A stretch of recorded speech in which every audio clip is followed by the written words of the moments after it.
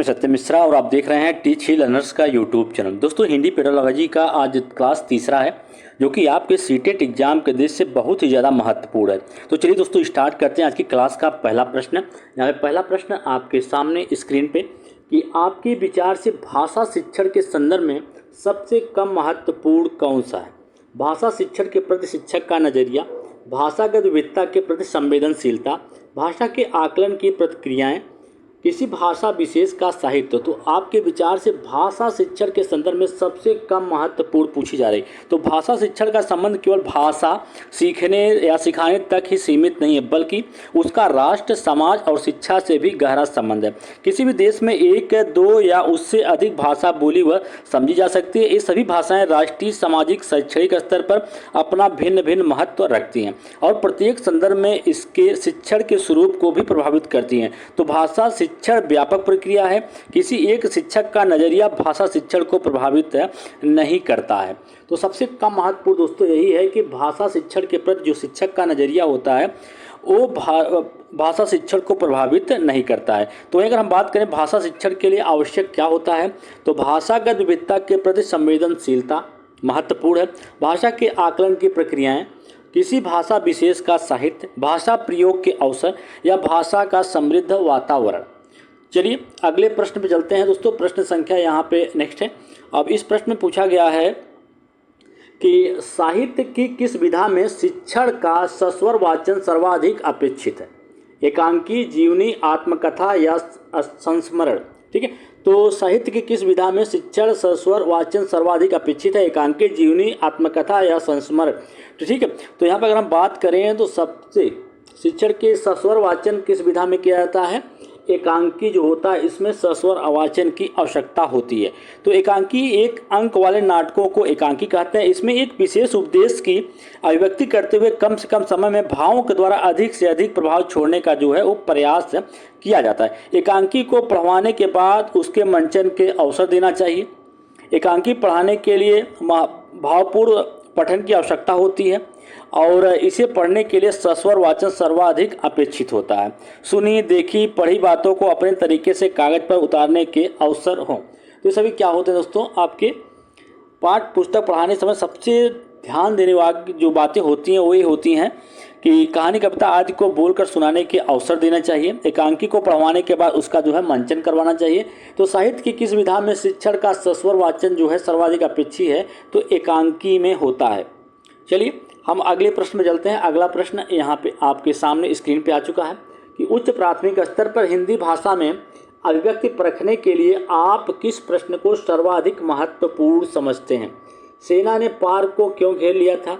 लेखक ने ऐसा क्यों कहा कि ताज़ा बर्फ धोखा देने वाली होती है। लोकगीत संस्कृत के परिचायक होते हैं और इस कथन पर अपने विचार जो है व्यक्त करिए। आंखों पर पर्दा पड़ना मुहावरे का वाक्य में प्रयोग कीजिए। तो उच्च प्राथमिक स्तर पर बात की जा रही है कि हिंदी भाषा में अभिव्यक्ति परखने के लिए आप किस प्रश्न को सर्वाधिक जो है महत्वपूर्ण समझेंगे। तो दोस्तों उच्च प्राथमिक स्तर पर हिंदी भाषा में अभिव्यक्ति परखने के लिए लोकगीत संस्कृत के परिचायक होते हैं। इस कथन पर अपने विचार जो है व्यक्त कीजिए। सबसे महत्वपूर्ण, सर्वाधिक महत्वपूर्ण है क्योंकि यह एक ओपन एंडेड प्रश्न है जो बच्चों को दिशाओं में सोचने के लिए प्रेरित करता है। बच्चों के विचारों में मौलिकता का समावेश करेगा। सीमित शब्दों या हाँ और ना में उत्तर देने योग्य नहीं होता है। बच्चों में अपसारी चिंतन तथा सृजनात्मकता को बढ़ावा देता है। तो इस प्रश्न का राइट जवाब दोस्तों क्या होगा। ऑप्शन नंबर 3 है कि लोकगीत संस्कृत के परिचायक होते हैं। इस कथन पर अपने जो है विचार यहाँ पे व्यक्त करने की बात की जा रही है। तो विचार जब बच्चा व्यक्त करेगा तो उसमें कई प्रकार के बच्चों को दिशाओं में सोचने के लिए प्रेरित होगा। बच्चों के विचारों में मौलिकता का समावेश होगा और बच्चों में अपसारी तथा सृजनात्मकता को बढ़ावा मिलेगा। चलिए हम अगले प्रश्न में चलते हैं दोस्तों। अगला प्रश्न यहाँ पे आपके सामने स्क्रीन पे कि कक्षा 8 में पढ़ने वाली नंदिनी लिखते समय वर्तनी की अशुद्धियाँ करती है। भाषा शिक्षक के रूप में आपकी क्या जिम्मेदारी बनती है या आप अपने क्या जिम्मेदारी मानते हैं। तो कक्षा 8 में पढ़ने वाली नंदिनी कोई बच्ची है जो कि वर्तनी संबंधित जो है अशुद्धियाँ करती है। तो उसकी इस अशुद्धियों को दूर करने के लिए आपका क्या दायित्व जो है वो बनता है।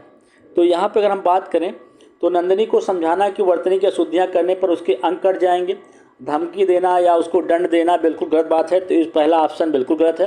नंदिनी को समझाना कि वर्तनी की शुद्धता ही लेखन का सशक्त पहलू है। नंदिनी को ऐसे अवसर प्रदान करना कि वह उसमें स्वयं सुधार कर सके। नंदिनी की अशुद्धियों को काट कर सही करना और उसे 20-20 बार लिखने के लिए कहना। तो दोस्तों यहाँ पे बात करें हम, तो नंदिनी को करना क्या है यहाँ पे, ठीक है। तो यहाँ पे नंदिनी को समझाना कि वर्तनी नंदिनी को ऐसे अवसर, यहाँ पे ऐसे अवसर प्रदान करें जिसमें वह खुद से उसमें क्या है वो सुधार कर सके, ठीक है। और सुधार देखिए दोस्तों, बच्चा जो है खुद से कोई गलती अपनी सुधार करेगा तो उसे सीखने का मौका मिलेगा और काफ़ी चीज़ें जो हैं उसको समझ में भी आएंगी, ठीक है। तो यहाँ पे बात करें अगर हम, तो कक्षा 8 में पढ़ने वाली नंदिनी जो है लेखन संबंधी अशुद्धियों के उपचार हेतु शिक्षक को नंदिनी को ऐसे अवसर प्रदान करना चाहिए जिससे वह स्वयं उसमें सुधार कर सके। बिल्कुल, वर्तनी होती क्या है, शब्द में प्रयुक्त ध्वनियों को जिस क्रम में उच्चारित किया जाता है लिखने में भी उसी क्रम में नाम वर्तनी या वर्ण विन्यास आता है। यदि वर्णों का उच्चारण शुद्ध न किया जाए तो फिर लिखने में भी अशुद्धियाँ जो हैं वो होती रहती हैं। तो जितना अच्छा देखिए, अगर आप उच्चारण आपका सही होगा तो फिर लेखन में भी अशुद्धियाँ रहने की जो है कम चांसेस रहेंगे। तो अगर हम बात करें तो कक्षा 8 में शिक्षार्थियों को लेखन वर्तनी में निपुणता प्राप्त करने के लिए शिक्षक उन्हें विभिन्न प्रकार के कार्य दे सकता है। व्यक्तिगत सामूहिक रूप से कार्य करने के अवसर या प्रोत्साहन दिए जाएँ और समूह में कार्य करने और एक दूसरे के कार्यों को करने, राय लेने, प्रश्न करने की स्वतंत्रता हो या आज़ादी हो। अपने भाषा गढ़ते हुए लिखने संबंधी गतिविधियां हो जैसे शब्द खेल, कविता, गीत, चुटकुले आदि प्रतियोगिताएं आयोजित की जाएं और सक्रिय और जागरूकता बनाने वाली रचनाएं, अखबार, पत्रिकाएं, फिल्म, वीडियो सामग्री को देखने, सुनने, पढ़ने और लिखकर अभिव्यक्त करने की जो गतिविधियां का आयोजन किया जाए।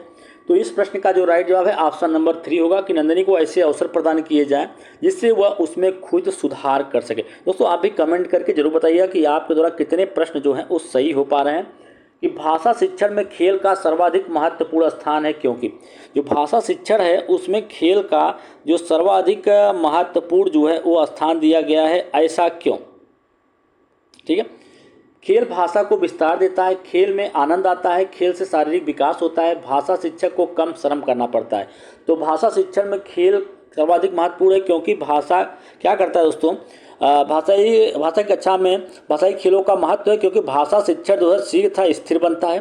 भाषा जो होता है खेल भाषा को विस्तार प्रदान करता है। भाषा शिक्षण में सृजनात्मकता और रोचकता लाता है। बच्चों की सक्रिय भागीदारी को बढ़ावा मिलता है और बच्चों के भाषा आकलन में भी सहायक सिद्ध होता है। तो कह सकते हैं कि खेल जो होता है भाषा को विस्तार प्रदान करता है। बिल्कुल, चलिए अगले प्रश्न में चलते हैं। अगला प्रश्न आपके सामने स्क्रीन पे, और इस प्रश्न में दिया गया है कि निर्देश है कि नीचे दिए गए प्रश्न के सही सबसे उपयुक्त उत्तर वाले विकल्प को चुनना है। कि पढ़कर समझना कुशलता का विकास करने में सबसे कम महत्वपूर्ण है। कहानी को अपनी भाषा में कहलवाना, कहानी पर आधारित प्रश्न बनवाना, कहानी का अंत बदलवाना, कहानी पर आधारित व्याकरण समझना। तो इसमें सबसे कम महत्वपूर्ण पूछा गया ना, कि सबसे कम महत्वपूर्ण की बात यहाँ पे जो है वो की जा रही है। तो सबसे कम महत्वपूर्ण कौन सा होगा? तो पढ़कर समझना कुशलता का विकास करने में जो है सबसे कम महत्वपूर्ण बातें यहाँ पे बतानी है आपको।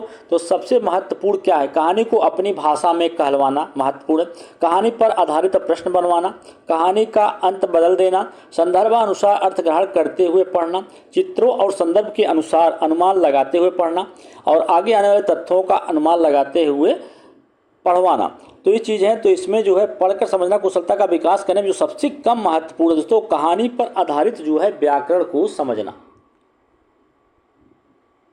अगला प्रश्न सभी दोस्तों पेडागोजी के सभी महत्वपूर्ण प्रश्न हैं और इससे पहले भी 2 पेडागोजी से रिलेटेड जो वीडियो पहले डाली जा चुकी है।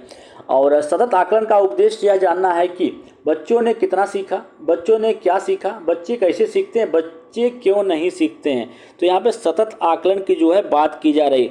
सतत या व्यापक आकलन को सीबीएसई द्वारा 2009 में शिक्षा के अधिकार अधिनियम के तहत मूल्यांकन की एक स्कूल आधारित प्रणाली के रूप में पेश किया गया है और यह बच्चों के सर्वांगीण विकास अर्थात विकास के शैक्षिक व शैक्षिक दोनों पहलुओं से संबंधित है। सतत आकलन का मुख्य उद्देश्य सतत आकलन का जो सबसे मुख्य उद्देश्य होता है कि यह जानना कि बच्चे कैसे सीखते हैं अर्थात उनका क्रमिक विकास का अवलोकन करने पर जो है बल देना। बिल्कुल, बच्चा जो है कैसे सीखता है इस पे बल दिया जाता है। सतत आकलन का मेन उद्देश्य यही होता है। ठीक है, चलिए, और सतत आकलन के अन्य उद्देश्य भी आप जान लीजिए कि सतत आकलन जो होता है विद्यार्थियों के उपलब्धि में सुधार करता है और मूल्यांकन को शिक्षण का अभिन्न अंग बनाना, उपचारात्मक शिक्षण द्वारा त्रुटियों को दूर करने का भी प्रयास जो है सतत आकलन के द्वारा ही किया जाता है। चलिए आगे चलते हैं अगले प्रश्न पे, और अगला प्रश्न आपके सामने स्क्रीन पे दोस्तों यहाँ पे, जब शिक्षिका पूछती है कि हम भी सफल होंगे तो इस वाक्य में भी लगने से अर्थ में क्या अंतर आता है। तो इसका आशय है कि शिक्षिका बच्चों को व्याकरण सिखाना चाहती है, परीक्षा के लिए तैयार करना चाहती है, अवलोकन क्षमता के अवसर देना चाहती है, भाषा की बारीकियां समझाना चाहती है। तो बिल्कुल यहाँ पे दोस्तों सबसे पहले आप जान लीजिए कि भाषा होती क्या है। भाषा मुख से उच्चारित होने वाली वह ध्वनि है जिसका प्रयोग जो होता है मनुष्य अपने मन के विचारों का आदान प्रदान करने के लिए करता है। भाषा एक औजार है जिसका उपयोग मनुष्य जिंदगी में जुड़ने के लिए तथा जिंदगी के अनुभवों को एक दूसरे के साथ साझा करने के लिए इसका उपयोग जो है वो करता है। तो बता दें यहाँ पे कि शिक्षिका बच्चों को भाषा की बारीकियां समझाना चाहती है, क्योंकि ऐसा करने से भाषा सीखने सिखाने का एक उद्देश्य बच्चों को भाषा की बारीकी, नियमबद्ध प्रकृति की पहचान और उसका विश्लेषण करने योग्य बनाना होता है। भाषा शब्द, वाक्य और प्रोक्त के स्तर पर नियमों से बंधी हुई होती है। तो यहाँ पे जब शिक्षिका पूछती है कि हम भी सफल होंगे तो इस वाक्य में भी लगने से ये होता है कि भाषा की बारीकियों को शिक्षिका जो है वो समझाना चाहती है बच्चों को।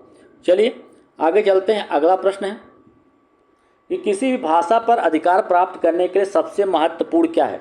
उस भाषा का व्याकरण जान लेना, शब्दों के अर्थ जानना, या उस भाषा की वाक्य संरचना जाना, उस भाषा का अधिक प्रयोग करना। बिल्कुल दोस्तों, अगर किसी भी भाषा पर हम अधिकार प्राप्त करना चाहते हैं, जैसा मैंने अभी आपको बताया कि भाषा होती क्या है कि मुख से उच्चारित होने वाली वह सभी ध्वनियाँ जिसका प्रयोग है मनुष्य अपने मन के विचारों का आदान प्रदान करने के लिए करता है, और भाषा एक औजार की तरह है जिसका उपयोग मनुष्य जिंदगी में से जुड़ने के लिए अथवा जिंदगी के अनुभवों को साझा करने के लिए करता है। तो यहाँ पे बात है किसी भी भाषा पर अधिकार प्राप्त करने के लिए सबसे महत्वपूर्ण जो है क्या है। किसी भी भाषा पर अधिकार प्राप्त करने के लिए सबसे महत्वपूर्ण है कि उस भाषा का अधिक से अधिक जो है प्रयोग किया जाए। अधिकार पाने के लिए अन्य उपाय भी हैं, लेकिन जो सबसे महत्वपूर्ण है वो यही है कि उसका अधिक से अधिक जो है प्रयोग करना। बिल्कुल, भाषा के शब्द भंडार में वृद्धि करना, इससे भी भाषा में अधिकार प्राप्त होगा।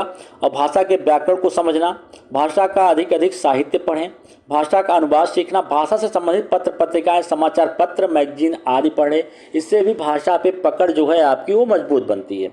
चलिए हम अगले प्रश्न में चलते हैं। अगला प्रश्न यहाँ पे आपके सामने, उच्च प्राथमिक स्तर पर भाषा के पाठ्य पुस्तक का निर्माण करते समय सर्वाधिक महत्वपूर्ण है। उच्च प्राथमिक स्तर की बात की जा रही है कि उच्च प्राथमिक स्तर पर भाषा, ठीक है, पाठ्य पुस्तक का निर्माण करते समय सर्वाधिक महत्वपूर्ण है विविध प्रकार का साहित्य, प्रसिद्ध साहित्यकार, हिंदीतर भाषी साहित्यकार, अभ्यास प्रश्नों की संख्या। बिल्कुल दोस्तों, यहाँ पे बात करते हैं कि उच्च प्राथमिक स्तर पर पाठ्य पुस्तकों का निर्माण करते समय कुछ चीज़ों का यहाँ पे ध्यान देने की जरूरत है। जैसे हिंदी भाषा की पाठ्य पुस्तकें हिंदी भाषा शिक्षण के लिए अत्यंत महत्वपूर्ण जो हैं साधन हैं या औजार हैं। हिंदी भाषा की पाठ्य पुस्तकों में उन रचनाओं को स्थान दिया जाना चाहिए जो बच्चों के परिवेश से जुड़ी हों और जिनमें भाषा की अलग अलग छटाएं मौजूद हों। अर्थात प्राथमिक स्तर की पाठ्य पुस्तकों का निर्माण करते समय हिंदी भाषा के वैविध्य रूप शामिल होना अनिवार्य है। तो वहीं हम बात करते हैं तो उच्च प्राथमिक स्तर भाषा की पाठ्य पुस्तकों का निर्माण करते समय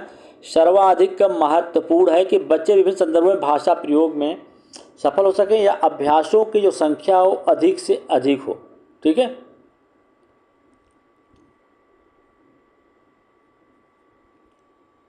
चलिए अगले प्रश्न में यहाँ पर दोस्तों प्रश्न है कि एक समावेशी कक्षा में भाषा शिक्षक को एक बिंदु का सबसे अधिक ध्यान रखना चाहिए। एक समावेशी कक्षा है और उस समावेशी कक्षा में एक भाषा शिक्षक को किस बिंदु पर सबसे अधिक जो है ध्यान रखना चाहिए। सभी बच्चों को समान रूप से गृह कार्य देना, सभी बच्चों को समान गतिविधि में शामिल होने के लिए प्रोत्साहित करना, सभी बच्चों से समान अपेक्षाएं रखना, विविध प्रकार के दृश्य श्रव्य सामग्री का उपयोग करना। बिल्कुल दोस्तों, समावेशी कक्षा होती क्या है कि समावेशी कक्षा एक समावेशी शिक्षा का एक हिस्सा है जो शिक्षा प्रणाली में सभी बच्चों, चाहे वो सामान्य हो या विशिष्ट हो, सभी को एक समान शिक्षा देने से संबंधित है, जिसमें बच्चों में समानता तथा समायोजन क्षमता का विकास समान रूप से हो। समावेशी कक्षा में भाषा शिक्षक को निम्नलिखित बिंदुओं पर जो है वो ध्यान देने की जरूरत है। जैसे तो ऐसे शिक्षक सभी कार्य इस प्रकार बनाए चाहे कि जिसमें सामान्य बच्चे व विशेष आवश्यकता वाले बच्चे एक साथ सक्रिय भागीदारी जो है वो निभा सकें। विविध प्रकार के दृश्य श्रव्य सामग्री का उपयोग करते हुए बालकों के व्यक्तिगत विभिन्नता संबंधित शिक्षण जरूरतों को पूरा करना चाहिए और वहीं विशिष्ट आवश्यकता वाले छात्रों को पृथक समूह में न बांटकर समान बच्चों के साथ जो है वो शिक्षा देनी चाहिए। तो सभी बच्चों को समान गतिविधियों में शामिल होने के लिए प्रोत्साहित करना चाहिए। बिल्कुल, इस प्रश्न का जो राइट जवाब है ऑप्शन नंबर सेकंड होगा। सभी बच्चों को समान गतिविधियों में शामिल होने के लिए प्रोत्साहित करना चाहिए। चलिए हम अगले प्रश्न चलते हैं। अगला प्रश्न यहाँ पे आ चुका है कि हमारी कक्षाओं में बच्चे भिन्न भिन्न भाषिक पृष्ठभूमि से आते हैं, अतः हमारी जो कक्षा है उसमें जो बच्चे हैं भिन्न भिन्न भाषिक पृष्ठभूमि से आते हैं। कहने का मतलब है कि विभिन्न भाषाओं को बोलने वाले जो बच्चे हैं वो कक्षा में आते हैं। तो यहाँ पे बहुभाषिता, देखिए भिन्न भिन्न भाषिक पृष्ठभूमि से आए बच्चों के लिए बहुभाषी कक्षा होनी चाहिए। कैसी होनी चाहिए? बच्चों के गृह भाषा को सम्मान देना चाहिए, बच्चों के जो घर की भाषा हो उसको सम्मान मिलना चाहिए, बच्चों को उनकी मातृभाषा में कहने और सुनने या बोलने की पूरी आज़ादी होनी चाहिए। कक्षा में विभिन्न भाषा का प्रयोग करके सांस्कृतिक आदान प्रदान का भी माध्यम बनाया जाना चाहिए। कक्षा में सभी बच्चों की भाषा को उचित स्थान देना चाहिए और बच्चों की अस्मिता का निर्माण करना चाहिए। तो उनकी भाषाओं को भी कक्षा में समान रूप से समान देना अनिवार्य। तो बिल्कुल सही दोस्तों कि हमारी भाषाओं को उनकी भाषाओं को कक्षा में समान देना अनिवार्य है कि उनकी भाषाओं को सीखना सभी शिक्षार्थियों के लिए अनिवार्य है। भाषा के पाठ्य पुस्तकों में उनकी सभी भाषाओं शब्द वाक्य होना अनिवार्य है। उनकी सभी भाषाओं की जानकारी शिक्षक के लिए अनिवार्य। बिल्कुल यहाँ पे हमारी कक्षाओं में भिन्न भिन्न भाषिक पृष्ठभूमि से बच्चे आते हैं तो सभी बच्चों की भाषाओं को जो है सम्मान करना चाहिए और उनको अपनी गृह भाषा में बोलने सुनने की आज़ादी होनी चाहिए और बच्चों की वैचारिक क्षमता को भी अच्छा बनाती है। ठीक, तो यहाँ पे उनकी भाषाओं को भी कक्षा में सम्मान देना अनिवार्य है। बिल्कुल, चलिए हम अगले प्रश्न में चलते हैं। प्रश्न संख्या यहाँ पे नेक्स्ट है कि बच्चों के लिए अतिरिक्त पठन सामग्री क्यों विकसित की जाती है? भाषा ज्ञान बढ़ाने तथा साहित्यकारों में रुचि जगाने के लिए, भाषा ज्ञान बढ़ाने और सामान्य ज्ञान में रुचि जगाने के लिए, पढ़ने में रुचि जगाए तब भाषा ज्ञान में वृद्धि करने के लिए, पढ़ने में रुचि जगाए तथा सामान्य ज्ञान में वृद्धि करने के लिए। तो बच्चों के लिए अतिरिक्त पाठन सामग्री जो है क्यों विकसित करनी चाहिए, उसकी क्या ज़रूरत है? ठीक है, तो बात करते हैं कि पाठ्य सामग्री जो है वो होती क्या है। सबसे पहले आप जानिए कि पाठ्य सामग्री क्या है। कि पाठ्य सामग्री में सभी दृश्य सामग्री, श्रव्य सामग्री, प्रिंट और इलेक्ट्रॉनिक साधनों को शामिल किया जाता है। पाठ्य पुस्तक के अतिरिक्त इन सामग्रियों को शामिल किया जाता है जिससे शिक्षण प्रभावशाली बन सके। तो इन सामग्रियों का प्रयोग मुख्य रूप से शिक्षण में पठन में रुचि जगाने एवं भाषा ज्ञान में वृद्धि करने के लिए किया जाता है। पढ़ने में रुचि है तब भाषा ज्ञान में वृद्धि करने के लिए किया जाता है। बिल्कुल, और आधुनिक समय में शिक्षा भी तकनीकी माध्यम द्वारा दी जाने लगी है, अतः ये शिक्षण सामग्रियां बहुत ही आवश्यक हो जाती हैं। आकर्षक पठन सामग्री छात्रों में पठन की रुचि को जो है समृद्ध करती है। तो कह सकते हैं कि पठन में रुचि जगाए तथा भाषा ज्ञान में वृद्धि करने के लिए अतिरिक्त पठन सामग्रियाँ जैसे दृश्य सामग्री, श्रव्य सामग्री, प्रिंट मीडिया, इलेक्ट्रॉनिक साधनों का जो है उपयोग यहाँ पे किया जाता है। चलिए हम अगले प्रश्न में चलते हैं। अगला प्रश्न यहाँ पे आ चुका है दोस्तों। इसमें पूछा कि निम्नलिखित में से कौन सा भाषाई अभिव्यक्ति का विकार नहीं है? स्थानिक मान को समझने में कठिनाई होना, भाषण की सीमितता का होना, नए शब्दों को सीखने में कठिनाई, सही शब्दों की खोज में कठिनाई। तो भाषाई अभिव्यक्ता विकार की बात यहाँ पे जो है वो की जा रही है कि भाषाई अभिव्यक्ता विकार क्या है। तो जिस प्रकार भाषा को हम सुनते या अनुकरण करते हैं उसी प्रकार की भाषा को हम उच्चारित करते हैं। ठीक है, तो यहाँ पे बात आती है कि भाषा की सीमितता को होना या नए शब्दों को सीखने में कठिनाई होना, सही शब्दों को खोजने में कठिनाई होता है। जबकि दोस्तों आपको बता दें कि भाषाई विकार में स्थानिक मान को समझने में कठिनाई होना एक ही प्रकार का भाषाई विकार जो है वो नहीं है। ठीक है दोस्तों, चलिए अगले प्रश्न पे। अब यहाँ पे बात की जा रही है कि भाषाई कौशलों के संदर्भ में कौन सा कथन सत्य है? भाषाई कौशल, तो पता है भाषाई कौशल कितने प्रकार के होते हैं? मुख्यतः 4 प्रकार के होते हैं। कौन से? सुनना, बोलना, पढ़ना और लिखना। तो सुनकर अर्थ ग्रहण करने का जो कौशल होता है श्रवण कौशल कहलाता है। वहीं भाव और विचारों को अभिव्यक्ति करना ही वाचन कौशल है। और पढ़कर अर्थ ग्रहण करने के कौशल को पठन कौशल के नाम से जानते हैं।